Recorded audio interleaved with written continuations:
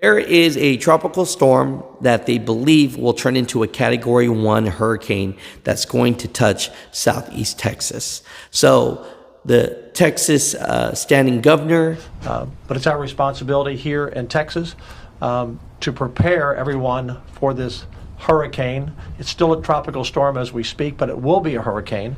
The mayor of Corpus Christi. It has shifted, and that said, we're being very vigilant because we have low-lying areas within the city that we're concerned about. The mayor of Houston. To all Houstonians, that we have to take Beryl very, very serious. Our worst enemy is our complacency. We can't allow this storm to slip up on us. We've had notice of it. It's still very unpredictable, but everybody is asking their residents to stay home. The world, the conditions that you go to sleep under tonight will not be the same that you wake up in the morning. 12 to 6, supposed to be very intense. 6 tonight, wind, 60 to 70 miles per hour wind gusts, tropical winds, serious rain, could reach up to levels to 12 or more inches, certainly beginning with 6 to 12 inches. So we will have street flooding. So my request, based on the best information, is stay off the roads.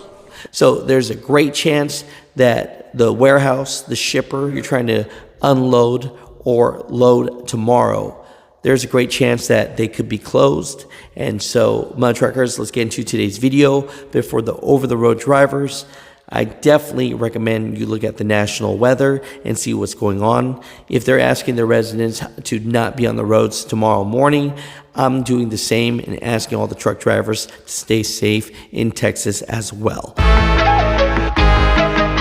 A breaking news report.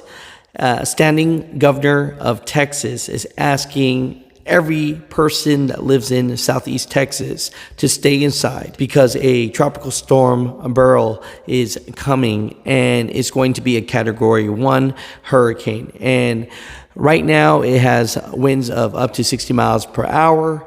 And the National Hurricane Center says Beryl is located about 130 miles southeast of Matagorda, Texas, and moving to northwest at 12 miles per hour.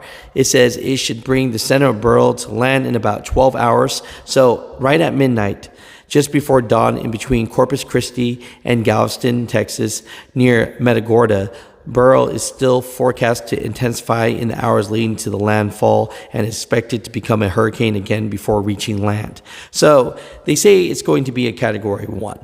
But the big thing about this is it could hit anywhere between Corpus Christi and Galveston area, which could lead up to Houston. So they have the mayor of Houston asking all of the residents in Houston to stay inside their house, and asking everybody from Corpus Christi to stay inside their house.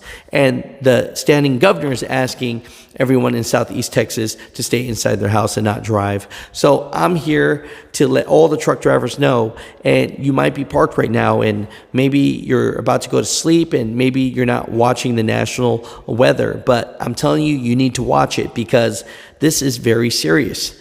Right? And if they're asking people to stay in the house, I'm asking you as well not to drive. And it will strengthen, most likely, and it will be a deadly storm for people who are directly in that path. And that's what we want to talk about today.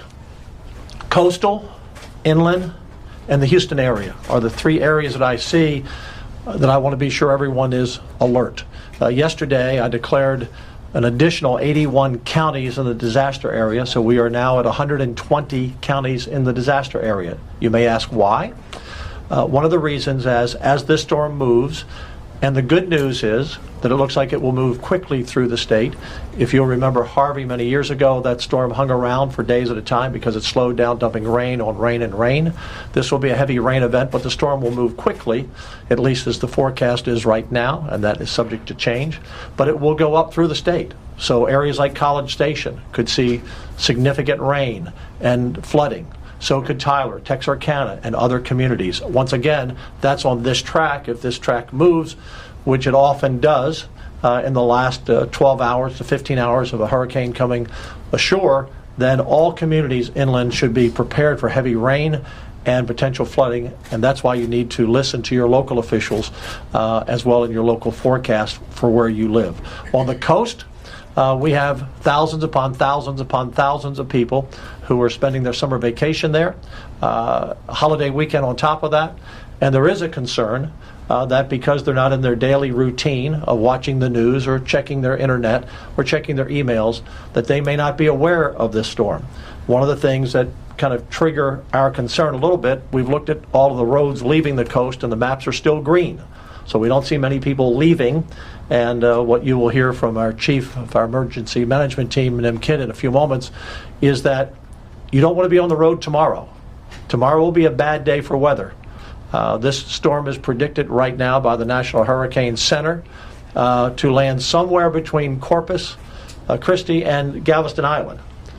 So if you're at Galveston, you may say, oh, it's down in Corpus. If you're at Corpus, you're saying, gee, it's coming right here. This can change, and very often will change, as we've seen from past storms. The National Hurricane Center actually says their average change of where they predict a storm to fall and where it falls can be 50 to 60 miles in the last 12 to 15 hours. So we could see movement on the storm. But right now, if you're between Corpus and Galveston, be prepared. Be prepared as we are trying to prepare here. Look, our number one mission in the state, and Nim Kidd's number one mission, and your local mayors and your local county judges and officials, is to save your life. That's number one. Property can be rebuilt, but lives cannot be. This storm has already left 9 deaths in its path through the Caribbean. We don't want number 10 to be in Texas. And so what can you do to help us help you? Number one, again, if you're moving, today's the day to move away from those areas. If you're concerned where the storm is, at least there's an area, a hurricane warning, and as well as a watch along that coastal area we've discussed.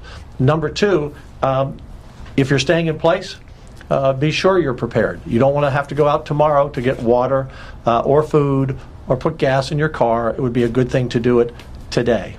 A third, if you do venture out, which we strongly advise against, as we always do not drive through flooded roadways. There will be some serious flooding. Now, this is a narrow storm.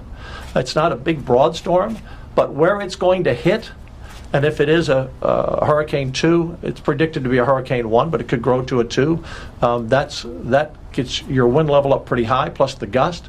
You're going to see a lot of problems in those specific areas.